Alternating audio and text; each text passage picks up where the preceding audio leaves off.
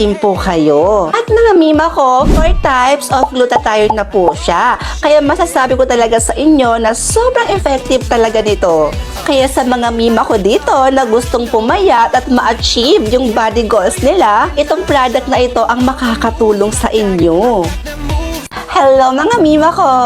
Kung goal mo lang naman ang magpa-sexy this year, ay naku mima, matutulungan kita dyan. Dahil may ma-recommend ako sa inyong product na tiyak makakatulong sa pagpapasexy nyo. So yung product na sinasabi ko sa inyo mga mima ko ay walang iba, kundi itong Lipothione. This Lipothione is 4 types of glutathione, which are liposomal glutathione, S-acetyl, Re4, and Reduce. And mga mima ko, iniinom ko nga pala ito before ako mag-breakfast. At kung wala naman kayong iniinom na iba, pwede din po kayo mag-take nito ng 2 capsules a day. At bukod sa nakakatulong itong product na to sa inyong goal na magpapasexy, at the same time, marami din po ito siyang benefit. Kaya kung ako sa iyo mima, kung goal mo lang din naman ang magpa-sexy, ay naku mima, this product is good for you.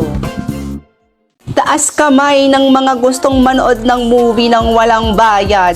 Kung isa ka sa katulad ko na sobrang hilig manood ng movie nang hindi nagbabayad, mima, manood ka dyan dahil may i-recommend ako sa inyo na isang application. Itong application na sinasabi ko mga mima ko, meron na siyang 9,000 channels na pwede nyo siyang mapanood ng walang bayad. So ito yung application na tinutukoy ko sa inyo mga mima ko, ang IPTV Smart Player. And yes, pwede nyo po siya i-download sa Play Store or Apple Store. Pinutin nyo lang itong import playlist URL at i-type ang iptv.iic. And after that, ito na lahat ang lalabas. Sobrang daming channels ang mapapanood nyo ng libre. Like, ha!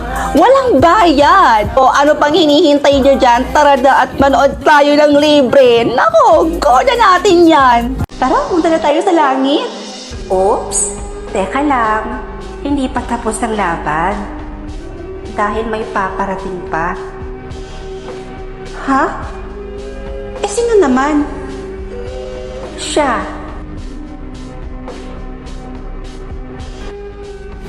Part 2.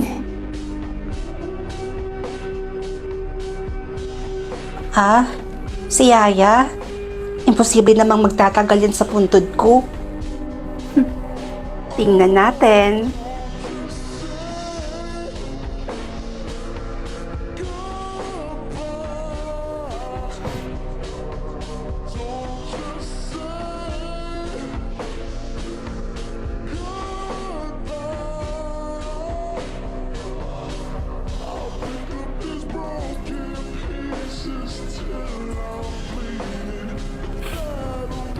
Parang imposible naman yata. Si Yaya naman kasi eh. Ano to, matatalo pa ako? Hindi pa ako makakapunta ng langit? Yaya, umalis ka na.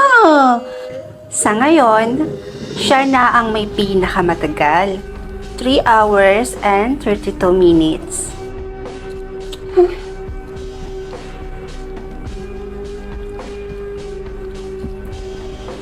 O siya.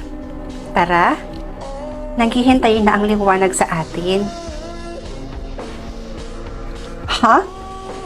Eh di ba talo ako? Di ba yung usapan natin kung sino yung magtatagal sa puntod ko? Tapos yung hula ko yung mama ko? Oh, bakit ako mapupunta sa langit? Gusto mo malaman ng totoo? Halika, sumunod ka sa akin. Hi! Ano ba? Sagutin mo muna yung tanong ko. Gusto ko munang malaman yung sagot. Di ba talo ako? Di ba yung usapan natin, huhulaan ko kung sino yung magtatagal sa puntod ko. Tapos yung hula ko yung nanay ko. Tapos yung nagtagal yung yaya ko. Di ba? Oh, so bakit mo ako ihahatid sa langit? Sabi mo, nanay mo ang magtatagal sa puntod. Tama ka. Yung babaeng nagtagal sa puntod mo kanina, siya ang tunay mong ina. At yon ang aking misyon bago kita samahan mapunta sa langit. Ayang malaman mo kung sino ang tunay mong ina.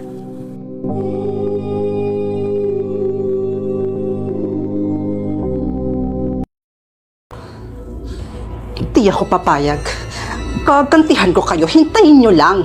Hintayin nyo ang karma nyo. Girl, I'm here. Pisting yawa! Akala ko nakasuot ka na ng gown. Kasal mo ngayon, girl. Bakit hindi ka pa nakapagbihis? Ikaw dapat ang magbihis ngayon. Dahil ngayong araw na to, may susugurin at kakalbuhin tayong babae. Alam mo, hindi kita maintindihang babae, Kay. Ikaw, bigaon bahog bilat. Akala ko ba pinaghandaan mo itong kasal mo, tapos ngayon hindi ka sisipot? Hindi talaga. Hindi ako sisipot dahil yung lalaki mapapangasawa ko, niloloko lang ako. Tapos anong gagawin ko? Tutuloy ako? Magpapakasal ako dun sa manlolokong yon? Ang tagal nagkasakit ni James sa hospital. Walang time yun magloko. Yun na nga eh. Ito, tingnan mo to. Tingnan mo yan. 5 beses na yan siyang nakitang may ibang kasamang babae.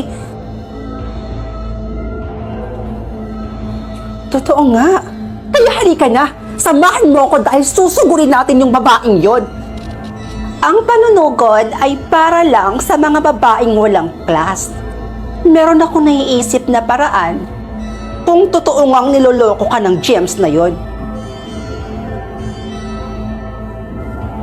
Salamat, Carla, ha? Kahit pa paano, naging satisfied ako dun sa ginawa natin. Hinakot ko talaga lahat ng kilala kong influencer para ma-share yung post natin. And as of now, meron ng 24,000 likes at 14,000 shares na yung post natin. Sirang-sira na siya sa social media. Naririnig mo ba yung sarili mo, James? May pruweba ako. At kahit anong gawin mong pakiusap, hindi ko i-delete yung post na yon. Yun na lang kasi yung tanging paraan para makaganti ako sa inyo. Sa inyo ng babae mong mukhang bilat.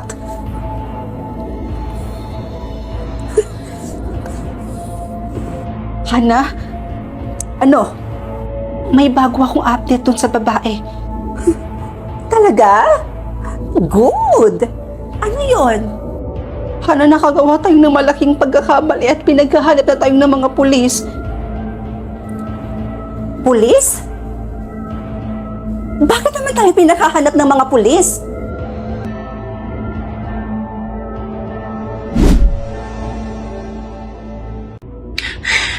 Nakakainis? Hay nako te, imbis na ma-stress ka dyan, isukat mo na lang kaya to. Ang ganda kaya nito. Sigurado ka bang kakasya sa akin yan? Eh bukas na yung kasal ko. Ba't pa kasi ako in-scam nung kausap ko dun sa wedding gown? Aligaga tuloy ako ngayon. Ate naman, hayaan mo na yun. At least ngayon, nakagawa tayo ng paraan. Ito na yun, no? O, tingnan mo kaya tong gown na to. Ang ganda kaya. Patingin nga. Wow, maganda naman siya. Teka, kanino ba to? Baka pag sinuot ko to sa kasal ko, mas lalo kami maghiwalay ni Hector, ah. Hiniram ko lang yan sa best friend ko. Sinuot pa daw yan ng nanay niya nung kinasal siya. Pero naitago naman daw nila ng maayos yan. Kaya tignan mo, oh. Parang bago lang, di ba? Ang ganda pa rin. Oh, ano ate? Let's go? Oh, wait lang. Kuhaan na muna kita ng tubig, ha? Diyan ka lang. Kim, kinakabahan ako. Ano? Kinakabahan? Bakit naman? Ipon ko ba kung bakit eh? Sus! O siya, sige, wait lang. Kukuha lang ako ng tubig doon. O ate, uminom ka muna. Bakit ka ba kasi kinakabahan, ate?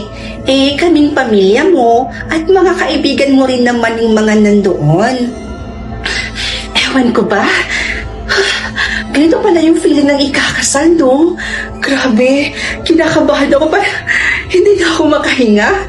Isipin mo na lang na mamaya magiging asawa mo na si Kuya Hector. At mabibinyagan na rin yung kamang nabili nyo, diba? Anyways, tingnan mo yung gown. Bagay na bagay pala sa akin. Oh, tingnan mo. Oh, fit na fit, di ba?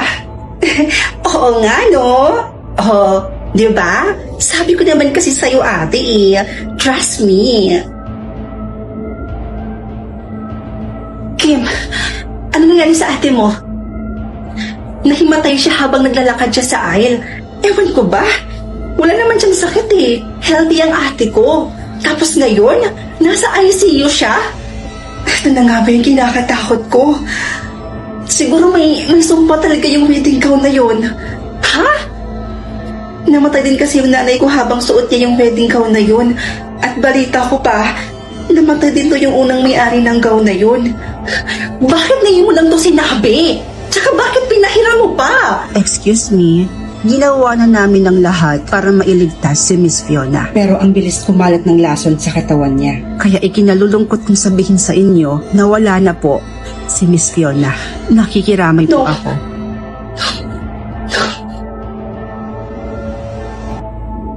Ngayon, humanda ka sa akin dahil susunugin na kita. Anak, tama ba yung narinig ko? Pwede mo pang isuot yan. Opo, itay. Dahil may sumpa ang gown na to. Naalala niyo pa po ba nung kinasal kayo ni inay na habang suot-suot niya ang gown na to, nahimatay siya at namatay din sa araw na yon? Katulad nung may-ari ng gown na to, di ba namatay din po siya habang suot ang gown na to? May sumpa ang gown na to, itay. Kaya dapat dito, sunugin. Nak, totoong may sumpa ang gown na isinuot ng nanay mo. Pero yung gown na hawak-hawak mo ngayon, hindi yan ang gown na isinuot ng nanay mo. Dahil ang gown na yon, matagal na namin sinunog. Po? So bakit namatay si Ate Fiona? Planado ba ang lahat? May kinalaman kaya si Kim dito?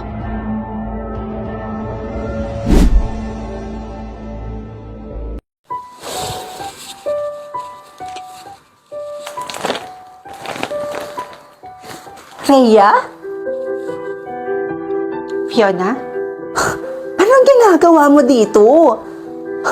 Mag-enroll ka? Hindi ka pa pala nakakagraduate ng college?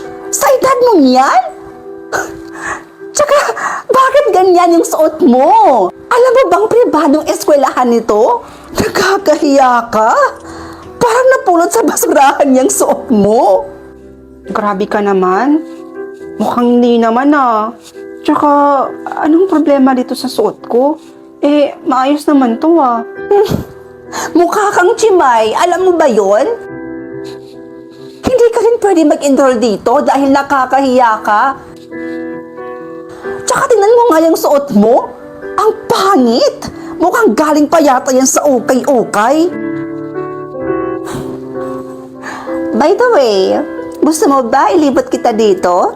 Sa school na pinapangarap mo nung high school tayo. Baka mamaya kasi sabihin mong ang sama naman ng ugali ko. Sige ba? Ikaw na lang maglibot sa akin dito. Total, hindi ko rin kabisado dito eh. So, pwede bang ikaw na lang magbitbit ng mga gamit ko? Oo naman, okay lang sa akin. Sige, akin na. Ako na lang magdadala nitong gamit mo. Alam mo, ganyan na ganyan yung mga ugali ng mga estudyanteng bobo na ang hilig magsip-sip sa mga teacher. Right? Mukhang bagay naman sa'yo.